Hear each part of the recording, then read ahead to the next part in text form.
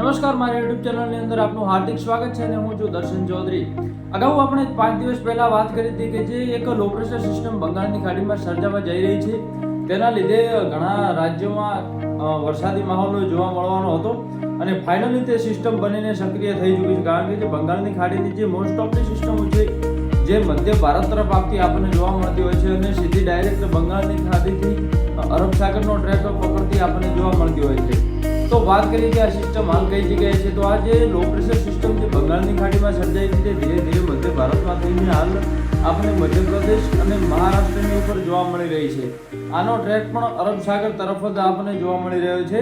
હવે આ સિસ્ટમ જે છે એ અમુક જગ્યાએ ભારે વરસાદ આપી શકે તેવી સિસ્ટમ છે, કારણ કે સક્રિય થોડી વધુ જોવા મળી રહી છે અને જે ગુજરાત માટે જે ખેલૈયાઓ છે તેમની નવરાત્રિમાં થોડો ભંગ પડી શકે છે. 2 થી 3 દિવસ માટે જે સૌરાષ્ટ્રનો વિસ્તાર છે ત્યાં 2 થી 3 દિવસ માટે વરસાદ વધુ રહેવાની શક્યતા આપણને જોવા મળી રહી છે, કારણ કે જે સિસ્ટમ છે જે બહુ સ્ટ્રોંગ જોવા મળી રહી છે અને જેના કારણે વરસાદી માહોલ થોડો વધુ ત્યાં જોવા મળશે. હવે વાત કરીએ કે દક્ષિણ ગુજરાતના ભાગોમાં સૌથી વધુ વરસાદ જોવા મળશે, કારણ કે જે સિસ્ટમ છે જે મધ્ય આપણા જે મહારાષ્ટ્રના મધ્ય ભાગોમાં આવશે, તેથી કે વલસાડ, સુરત, નવસારી જેવા વિસ્તારો છે ત્યાં અત્યંત ભારે વરસાદ અને પવનની સ્થિતિ પણ 45 થી 50 કિમી પ્રતિ કલાકની જોવા મળશે અને સૌથી વધુ ઇફેક્ટ થશે આ સિસ્ટમના લીધે જે સૌરાષ્ટ્ર રીજન છે.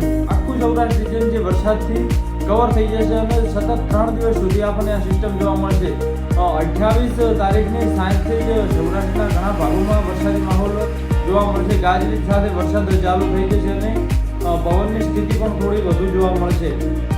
પણ જેમ જેમ 28, 29 અને 1 તારીખ સુધી જે આ સિસ્ટમની સક્રિયતા સૌરાષ્ટ્રના ભાગોમાં જોવા મળશે અને જેમ સિસ્ટમ થોડી આગળ વધશે તેમ જે કચ્છ રીજન છે, કચ્છમાં પણ અમુક જગ્યાએ સારો એવો વરસાદ થવાની સંભાવના જોવા મળી રહી છે.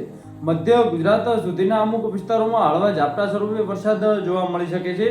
અને વાત કરીએ જો ઉત્તર ગુજરાતમાં જે બનાસકાંઠા, પાલનપુર, મહેસાણા સુધીના જે વિસ્તાર છે જે થરાદનો, ત્યાં હળવા ઝાપટા સ્વરૂપે ક્યાંક વરસાદ થઈ શકે છે અથવા ક્યાંક ગાજવીજ અને વીજળીના ચમકારા જોવા મળી શકે છે.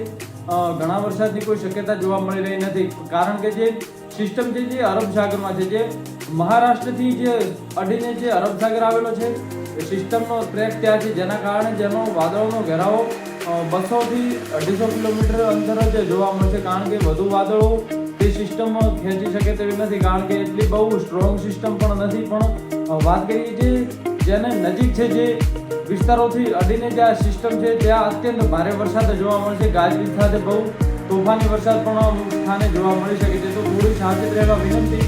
અને આ સિસ્ટમ 3 દિવસ જે 3 તારીખ સુધી આપણને જોવા મળશે, આજથી 5 દિવસ સુધી આપણને આ સિસ્ટમ ગુજરાત ઉપર જોવા મળશે અને પછી ધીરે ધીરે જે સિસ્ટમ છે જે આગળ વધી જશે અને મોસમ સાફ થઈ જશે અને જે હવે ઠંડીનો માહોલ છે જે થોડો આપણને જોવા મળશે, કારણ કે જે છેલ્લી સિસ્ટમ આવતી હોય છે તેના કારણે જે પવનનો ટ્રેક પણ બદલાતો જોવા મળે છે અને ચોમાસું પણ ગુજરાતમાંથી વિદાય લઈ લે છે.